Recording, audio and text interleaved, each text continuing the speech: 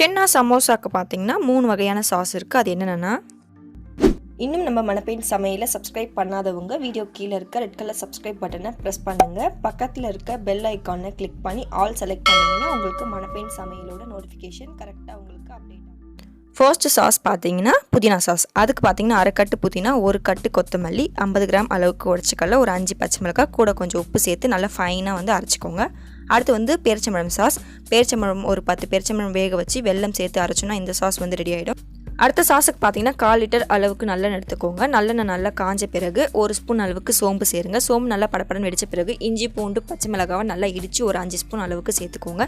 இஞ்சி பூண்டு பச்சை மிளகாய் பச்சை வாசனை போன பிறகு 2 ஸ்பூன் அளவுக்கு சிக்கன் மசாலா, 1 ஸ்பூன் அளவுக்கு கரம் மசாலா, 2 ஸ்பூன் அளவுக்கு சில்லி பவுடர், 2 ஸ்பூன் அளவுக்கு தனியாத்தூள், 1/2 ஸ்பூன் அளவுக்கு மஞ்சத்தூள் சேர்த்து நல்லா வதக்கிக்கோங்க. வதக்கின பிறகு ஒரு சின்ன நெல்லிக்காய் சைஸ் அளவுக்கு புளி எடுத்து நல்லா கெட்டியாக கரைச்சி அதையும் அதோட சேர்த்துட்டு ஒரு 5 நிமிஷம் கொதிக்க விடுங்க. கொதித்த பிறகு கடைசியாக ஒரு 10 கிராம் அளவுக்கு வெல்லம், 2 ஸ்பூன் அளவுக்கு சர்க்கரையை சேர்த்து அடுப்பு ஆஃப் பண்ணிங்கன்னா உங்களுக்கு இந்த சாஸ் ரெடி ஆகிடும்.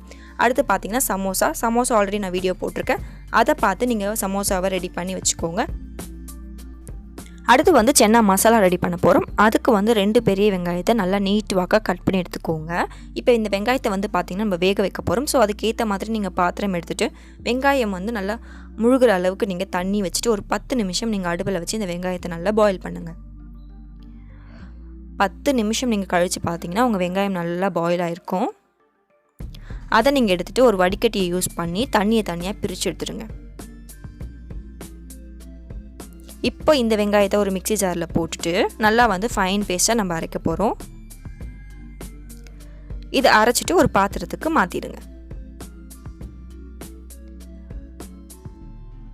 இப்போ இது கூட தக்காளியை போட்டு அரைக்க போகிறோம். தக்காளியோட அளவு பார்த்திங்கன்னா ஒரு 1/4 கிலோ அளவுக்கு தக்காளி எடுத்து நல்லா 4-3 நீங்கள் கட் பண்ணி மிக்ஸி ஜாரில் போட்டு நல்லா ஃபைன் பேஸ்ட்டாக நீங்கள் அரைச்சி வெங்காயம் அரைச்சி வச்சுருக்க விழுதோடவே இந்த தக்காளி விழுதையும் நீங்கள் சேர்த்துருங்க.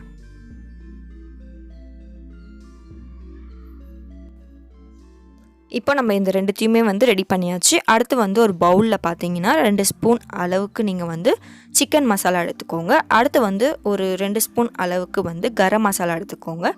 அடுத்து 2 ஸ்பூன் அளவுக்கு தனியா பவுடர் எடுத்துக்கோங்க. அடுத்து ஒரு 1/2 ஸ்பூன் அளவுக்கு மஞ்சத்தூள் எடுத்துக்கோங்க. தேவையான அளவு உப்பு எடுத்துக்கோங்க. அடுத்து காரம் எந்த அளவுக்கு வேணுமோ அந்த அளவுக்கு நீங்கள் சில்லி பவுடர் எடுத்துக்கோங்க. இன்னொரு பவுலில் பார்த்தீங்கன்னா இஞ்சி பூண்டு பச்சை மிளகாய் இந்த 3த்தையுமே சம அளவாக எடுத்து நல்லா இடித்த மாதிரி மிக்சியில் போட்டு நல்லா அரைச்சி எடுத்து வச்சுக்கோங்க. இப்போ டபரா வச்சுட்டு சென்னா மசாலா ரெடி பண்ண போகிறோம். ஸோ அதுக்கேற்ற மாதிரி டபரா வச்சுட்டு டபரா நல்லா காஞ்சதும் ஒரு 2லேருந்து 3 கரண்டி அளவுக்கு நீங்கள் எண்ணெய் விட்டுக்கோங்க. இப்போ நம்ம அரைச்சி இடித்து வச்சுருக்க பச்சை மிளகாய் இஞ்சி பூண்டை ஒரு 3 கரண்டி அளவுக்கு சேர்த்துக்கோங்க. எண்ணெயில் சேர்த்து நல்லா வதக்கணும். பச்சை வாசனை நல்லா போகிற அளவுக்கு நல்லா வதக்கிக்கோங்க.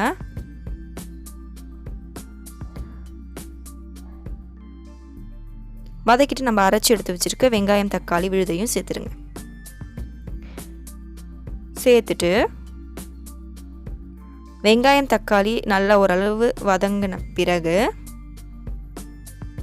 நம்ம எடுத்து வச்சுருக்க மசாலா சிக்கன் மசாலா தனியா சில்லி பவுடர் எடுத்து வச்சோம் இல்லையா ஒரு பவுலில் அதையும் சேர்த்துட்டு நல்லா மிக்ஸ் பண்ணுங்கள். இது ஒரு 20 நிமிஷம் கொதிக்கட்டும். அதுக்குள்ளே சென்னா பார்த்திங்கன்னா ஒரு 1/2 கிலோ அளவுக்கு நம்ம ஊற வச்சுருக்கோம். இதை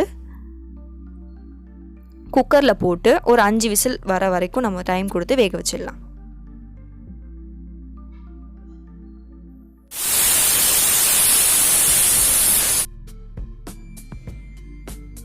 இப்போ மசாலா பார்த்திங்கன்னா கொதிச்சிட்ருக்கு. நல்லா பச்சை வாசனை போகணும். ஸோ ஒரு 20 நிமிஷமாவது கொதிக்கணும். அதுக்கேற்ற மாதிரி நம்ம தண்ணியும் ஊற்றி வச்சுருக்கோம். இப்போ சென்னாவும் நமக்கு நல்லா வெந்து ரெடி ஆகிடுச்சு. நம்ம மசாலாவும் நல்லா டேஸ்ட்டாக ரெடியான பிறகு கடைசியாக சென்னாவை போட்டு நல்லா மிக்ஸ் பண்ணுங்கள். மிக்ஸ் பண்ண பிறகு ஒரு 5 நிமிஷம் நீங்கள் கொதிக்க விட்டிங்கன்னா உங்களுக்கு சுவையான சென்னா மசாலா ரெடி ஆகிடும். உங்களுக்கு எந்த அளவு தண்ணியாக வேணுமோ இல்லை கெட்டியாக வேணுமோ நீங்கள் அதுக்கேற்ற மாதிரி தண்ணிலாம் விட்டுக்கலாம். ஸோ அது உங்களோட விருப்பம் தான். இப்போ எப்படி சென்னா சமோசா சர்வ் பண்ணுறதுன்னு பார்க்கலாம். ஆல்ரெடி நம்ம ஒரு பவுலில் சமோசாவை பிச்சு ரெடி பண்ணிட்டோம். அடுத்து நம்ம ரெடி பண்ணி வச்சுருக்க சென்னா மசாலா ஒரு 2 கரண்டி அளவுக்கு சேர்த்துட்டு பிளாக் சால்ட் 2 பிஞ்ச் அளவுக்கு சேர்த்துட்டு கொஞ்சமாக சாட் மசாலா சேர்த்துட்டு நம்ம ரெடி பண்ணி வச்சுருக்க 3 சாஸையுமே சும்மா ஒரு 1/4 கரண்டி அளவுக்கு சேர்த்துட்டு கொஞ்சமாக பச்சை வெங்காயம் சேர்த்துட்டு கடைசியாக ஓமப்பொடி சேர்த்து நீங்கள் சர்வ் பண்ணிங்கன்னா உங்களுக்கு சூப்பரான சென்னா சமோசா ரெடி. கண்டிப்பாக ட்ரை பண்ணி பாருங்கள் ஃப்ரெண்ட்ஸ். Bye friends.